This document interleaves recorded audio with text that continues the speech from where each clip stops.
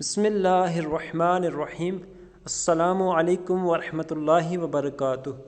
سرکار مدینہ صلی اللہ علیہ وسلم کے روضہ انور پر سب سے پہلا گنبد شریف 678 سن ہجری بمطابق 1269 سن عیسوی میں تعمیر ہوا اور اس پر زرد یعنی پیلا رنگ کروایا گیا۔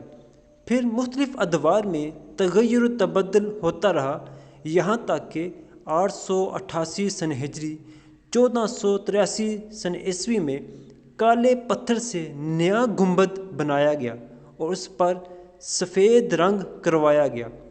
980 سن ہجری بمطابق 1572 سن عیسوی میں انتہائی حسین و جمیل گنبد بنایا گیا اور اس کو رنگ برنگے پتھروں سے سجایا گیا۔ 1233 سن ہجری بمطابق 1818 سن عیسوی میں از سر نو اس کی تعمیر کی گئی۔